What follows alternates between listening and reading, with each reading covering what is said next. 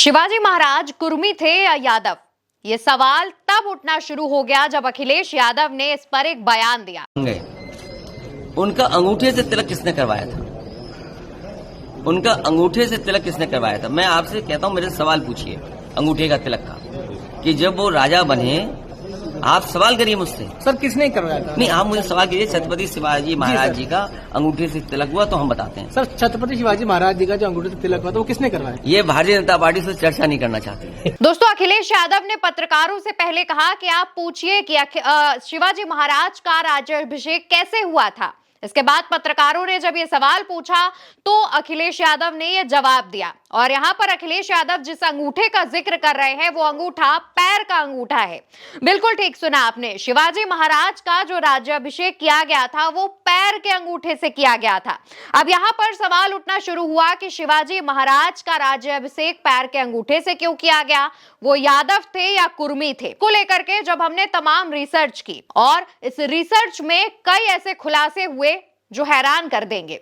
इस रिसर्च को लेकर कई आर्टिकल्स सामने आए। सबसे पहले आप ये जान लीजिए कि शिवाजी महाराज का पूरा नाम शिवाजी राजे भोसले था। भोसले ये जो जाति है दोस्तों, इसको लेकर के एक आर्टिकल सामने आया जिसमें लिखा हुआ था भोसले भारत की एक जाति है। ये यादव और कुर्मी जातियों का एक कबीला है जो महाराष्ट्र में पाया जाता है। इस जाति के कुछ शासक भारत के कुछ भाग के शासक रहे जिनमें छत्रपति शिवाजी प्रमुख हैं। यानी कि इस आर्टिकल से एक बात साफ होती है कि छत्रपति शिवाजी महाराज की जो जाति है वो भोसले है, यानी कि वो कुर्मी या यादव जाति से आते हैं। इसमें साफ साफ लिखा है कि यादव और कुर्मी जातियों का एक कबीला है। यहाँ पर शिवाजी महाराज की जाति को लेकर जो संशय था वो दूर हो गया। लेकिन इसके बाद दूसरा बड़ा सवाल सामने खड़ा था कि शिवाजी महाराज का राज्याभिषेक आखिर पैर के अंगूठे से क्यों किया गया? क्योंकि राज्याभिषेक को लेकर कहा जाता है कि इसमें यज्ञ होता है, तमाम बड़ी चीजें, बड़े आयोजन किए जाते हैं। इसको लेकर जब और गहरी रिसर्च की तब जो तथ्य निकलकर सामने आए वो हैरान कर देंगे। दोस्तों, कुछ लाइन्स हैं जिन पे गौर करिएगा। इसमें लिखा हुआ है, कुल को लेकर संशय होने पर राजगढ़ व अन्य राज्यों के ब्राह्मणों ने उनका, यहाँ पर शिवाजी महाराज की बात हो रही है, उनका राज्याभिषेक करने से मना कर दिया था। तब बनारस के ब्राह्मणों को बुलाया गया था और उन्होंने शिवाजी महाराज का राज्याभिषेक किया।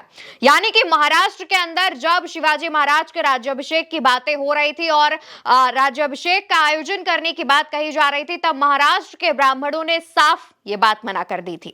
इसके बाद बनारस से ब्राह्मणों को राज्याभिषेक करने के लिए बुलाया गया था। एक और चीज सामने आती है दोस्तों, इस पर नजर डालिए।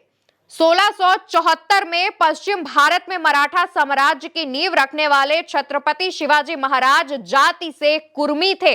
माना जाता है इसी कारण स्थानीय ब्राह्मणों ने राज्याभिषेक करने से इनकार कर दिया।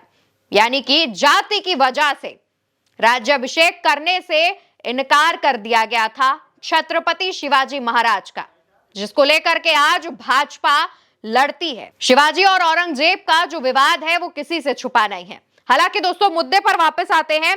देखिए, दूसरी जो एक तस्वीर है, जो कुछ लाइनें हैं वो सामने आती हैं। लिखा हुआ है, अगड़ी जातियों में खास तौर पर ब्राह्मण समुदाय ने उनके राज्याभिषेक का बॉयकॉट कर दिया था। कई मराठा सामंत ब्राह्मण समुदाय के थे जो शिवाजी को राजा मानने को तैयार नहीं थे। शिवाजी को राजा मानने के लिए कौन नहीं तैयार था?